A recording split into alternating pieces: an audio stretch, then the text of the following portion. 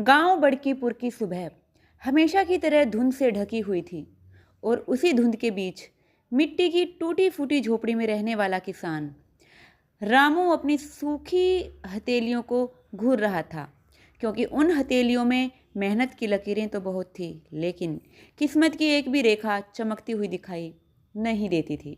और सच तो यह था कि पिछले 3 साल से उसके खेत में ठीक से फसल नहीं हुई थी। कर्ज बढ़ता जा रहा था, घर में अनाज खत्म होने को था और उसकी बूढ़ी माँ की दवा भी उधार में चल रही थी। ऐसे में हर सुबह उसके लिए नई उम्मीद नहीं बल्कि एक नया बोझ लेकर आती थी। रामू की पत्नी गीता चूल्हे के पास बैठी खाली हांडी को ऐसे घुमा रही थी जैसे शायद उसमें से कुछ निकल आए, लेकिन हकीकत यह थी कि घर में बस 2 मुट्ठी चावल बचे थे और 3 लोगों का पेट भरना था। गीता ने धीरे से कहा, सुनते हो, आज क्या पकाऊं? और यह सवाल नहीं बल्कि मजबूरी की आवाज़ थी। रामू ने नज़रें झुका ली, क्योंकि उसके पास जवाब नहीं था। और यही वो पल था जब उसके अंदर कुछ टूट गया। उस रात रामू बहुत देर तक जागता रहा। बाहर कुत्तों के भौंकने की आवाज़ आ रही थी और अंदर उसके दिल में बेचैनी भौंक रही थी। आखिर उसने मन ही मन तय कर लिया कि अब ऐसे नहीं चलेगा, कुछ तो करना पड़ेगा, चाहे गांव छोड़ना ही क्यों ना पड़े। और सुबह होते ही उसने एक छोटा सा झोला उठाया, माँ के पैर छुए, गीता की तरफ देखा और बस इतना कहा, मैं काम की तलाश में जा रहा हूँ, लौटूंगा ज़रूर। लेकिन उसकी आवाज़ में भरोसे से ज़्यादा दर्द था। रामू चल पड़ा, बिना यह जाने कि मंजिल कहाँ है। गांव की पगडंडी खत्म हुई तो कच्ची सड़क आई, सड़क खत्म हुई तो पथरीला रास्ता, और फिर धीरे धीरे वह रास्ता उसे एक घने जंगल के मुहाने तक ले आया। यह जंगल गांव वालों के बीच बदनाम था, क्योंकि लोग कहते थे कि जो अंदर गया वह खाली हाथ नहीं लौटा, या तो कुछ मिला या फिर खुद ही खो गया। रामू थका हुआ था, भूखा था, लेकिन अब लौटने का मतलब हार मानना था। इसलिए उसने गहरी सांस ली और जंगल के अंदर कदम रख दिया। जंगल अजीब तरह से शांत था, इतना शांत कि उसके पैरों के नीचे टूटती टहनियों की आवाज़ भी उसे डराने लगी थी। ऊपर घने पेड़ों से धूप मुश्किल से छनकर आ रही थी और हवा में एक अजीब सी ठंडक थी। वह चलते चलते एक बड़े पत्थर पर बैठ गया और आसमान की तरफ देखकर बोला, हे भगवान, अब तेरे ही भरोसे हूँ। उसी समय उसकी नज़र पास की झाड़ियों में कुछ चमकती हुई चीज़ पर पड़ी। पहले तो उसने सोचा कोई कांच का टुकड़ा होगा, लेकिन जब वह पास गया तो देखा कि वह एक अजीब सा चिकना पत्थर था जो हल्की सुनहरी चमक दे रहा था। रामू ने उसे उठाया, पलटा, सूंघा। उसे समझ नहीं आया कि क्या है। उसने हंसकर कहा, चलो, काम ना सही, यादगार ही सही, और पत्थर झोले में डाल लिया। लेकिन किस्मत अभी अपना असली खेल दिखाने वाली थी। जंगल से बाहर निकलते वक्त उसे रास्ते में एक जंग लगा लोहे का टुकड़ा मिला, जो शायद किसी पुराने औजार का हिस्सा था। उसने यूं ही खेल खेल में वह चमकता पत्थर उस लोहे से छुआ दिया और अगले ही पल उसकी सांसें रुक गई। वह जंग लगा लोहा धीरे धीरे चमकने लगा और देखते ही देखते वह खरा सोना बन गया। रामू की आंखें फटी रह गई, हाथ कांपने लगे, दिल इतनी तेज धड़कने लगा जैसे सीने से बाहर आ जाएगा। उसने कई बार आंखें मलकर देखी, लेकिन सच वही था, उसके हाथ में जादू था। उसी रात रामू सोया नहीं। वह बार बार उस पत्थर को देखता, फिर सोने के टुकड़े को देखता और फिर आसमान की तरफ देखता। उसके मन में खुशी, डर, हैरानी सब एक साथ उमड़ रहे थे, लेकिन उसी के साथ एक खतरनाक चीज़ भी धीरे धीरे जन्म ले रही थी, लालच। उसने खुद से कहा, बस थोड़ा सा, बस घर का कर्ज उतारने भर। लेकिन किस्मत की कहानी कभी सीधी नहीं चलती। अगली सुबह रामू ने बहुत संभलकर शहर जाकर थोड़ा सा सोना बेचा, कर्ज चुकाया, घर में राशन आया, माँ की दवा आई, गीता के चेहरे पर सालों बाद मुस्कान आई। लेकिन गांव वालों की नज़रें अभी भी उस पर टिक रही थी। अरे रामू अचानक पैसे वाला कैसे हो गया? फुसफुसाहट शुरू हो चुकी थी और रामू की असली परीक्षा अब शुरू होने वाली थी। गांव बड़कीपुर में अब रामू का नाम धीरे धीरे फैलने लगा था और लोग उसके घर के सामने से गुजरते हुए फुसफुसाकर बातें करने लगे थे। क्योंकि जो आदमी कल तक फटे कुर्ते में घूमता था वही आज अपनी माँ के लिए शहर से दवा मंगवा रहा था, घर की टूटी छत ठीक करवा रहा था और उधार चुकता कर रहा था।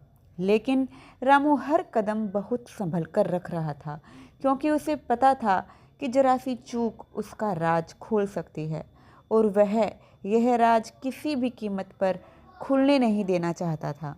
रामू ने तय कर लिया कि वह पत्थर का इस्तेमाल बहुत सोच समझ कर करेगा। इसलिए वह रोज़ सोना बनाने के बजाय कई कई दिनों बाद थोड़ा सा लोहा सोने में बदलता और फिर अलग अलग शहरों में जाकर उसे बेचता, ताकि किसी को शक न हो। धीरे धीरे उसके घर की हालत सुधरने लगी। झोपड़ी की जगह पक्की दीवारें खड़ी हो गई, आंगन में नया कुआं खुद गया और खेत में अच्छे बीज डाले जाने लगे। लेकिन जैसे जैसे उसकी हालत सुधर रही थी वैसे वैसे गांव के कुछ लोगों की आंखों में जलन भी बढ़ रही थी। एक दिन चौपाल पर बैठे लाला बनवारी ने दाढ़ी खुजलाते हुए कहा, कुछ तो गड़बड़ है, मेहनत से इतना पैसा नहीं आता। और यह बात हवा की तरह पूरे गांव में फैल गई। अब लोग रामू को नए नज़रिए से देखने लगे थे। कोई सामने से मुस्कुराता, लेकिन पीछे से शक की सुई और तेज हो जाती। रामू बाहर से शांत रहता, लेकिन अंदर से घबराने लगा था, क्योंकि उसे महसूस होने लगा था कि जितनी जल्दी वह ऊपर उठा है उतनी ही जल्दी गिर भी सकता है। और इसी डर के बीच एक रात वह अपने कमरे में बैठा सोने के कई छोटे टुकड़ों को देख रहा था। तभी उसके मन में लालच ने जोर से सिर उठाया और एक खतरनाक विचार उसके दिमाग में कौंधा, अगर मैं ज़्यादा सोना बना लूँ, बहुत ज़्यादा, तो मैं शहर का सबसे बड़ा सेठ बन सकता हूँ।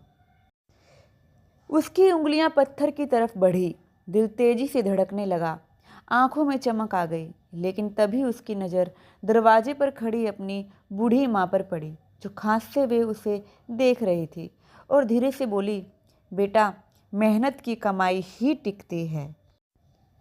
बस यही शब्द थे जिन्होंने रामू को अंदर तक हिला दिया, क्योंकि उसे अपना वो दिन याद आ गया जब वह खाली पेट घर से निकला था, जब गीता खाली हांडी घुमा रही थी और जब उसने आसमान की तरफ देखकर मदद मांगी थी। उसकी उंगलियां वहीं रुक गई और उसने गहरी सांस लेकर पत्थर को वापस कपड़े में लपेट दिया। उस रात रामू ने एक बड़ा फैसला लिया। अगले ही महीने उसने अपने खेतों में काम करने के लिए गांव के बेरोजगार लोगों को बुलाया, मजदूरी बढ़ाई, गरीबों के घर अनाज भिजवाया, स्कूल की टूटी छत ठीक करवाई। और धीरे धीरे वही लोग जो उस पर शक करते थे अब उसकी तारीफ करने लगे थे, क्योंकि उन्हें उसकी मेहनत और उसके काम दोनों दिखाई दे रहे थे। लेकिन किस्मत ने आखिरी परीक्षा अभी बाकी लिख रखी थी। एक शाम जब रामू शहर से लौट रहा था तो रास्ते में वही लाला बनवारी और उसके दो आदमी उसे रोककर खड़े हो गए और बनवारी ने आंखें सिकोड़कर कहा, रामू, सच बता, तू रातों रात अमीर कैसे बना? हवा जैसे थम गई। रामू का दिल जोर से धड़का, लेकिन चेहरा शांत रहा। उसने सीधे बनवारी की आंखों में देखकर कहा, लाला जी, जब आदमी भूख देख लेता है ना, तो मेहनत करना सीख जाता है। उसकी आवाज़ में ऐसा आत्मविश्वास था कि बनवारी कुछ पल के लिए चुप रह गया। उसे कोई सबूत नहीं मिला और आखिरकार उसे रास्ता छोड़ना पड़ा। उस दिन के बाद धीरे धीरे लोगों का शक पूरी तरह खत्म होने लगा, क्योंकि रामू का हर काम खुला और साफ दिखाई दे रहा था। साल बीतते गए। रामू अब गांव का सबसे इज्जतदार आदमी बन चुका था, लेकिन उसके व्यवहार में कभी घमंड नहीं आया। उसने नया स्कूल बनवाया, तालाब खुदवाया, गरीब लड़कियों की शादियां करवाई और बड़कीपुर, जो कभी पिछड़ा गांव हुआ करता था, वही अब आसपास के इलाकों के लिए मिसाल बनने लगा था। और फिर एक दिन रामू उसी जंगल में वापस गया जहां उसे वह पत्थर मिला था। वह काफ़ी देर तक उसे हाथ में घुमाता रहा और फिर आसमान की तरफ देखकर मुस्कुराया, क्योंकि अब उसे समझ आ चुका था कि असली ताकत पत्थर में नहीं बल्कि उसके सही इस्तेमाल में थी। उसने धीरे से वह जादुई पत्थर जंगल की गहराई में बहती नदी में फेंक दिया।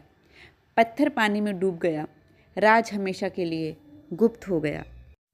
रामू खाली हाथ वापस लौटा, लेकिन इस बार वह सच में सबसे अमीर आदमी था। क्योंकि उसने सिर्फ सोना नहीं कमाया था, उसने लोगों का भरोसा, दुआएं और सम्मान कमाया था। और बड़कीपुर के लोग आज भी यही कहते हैं, रामू ने मेहनत से किस्मत बदली थी।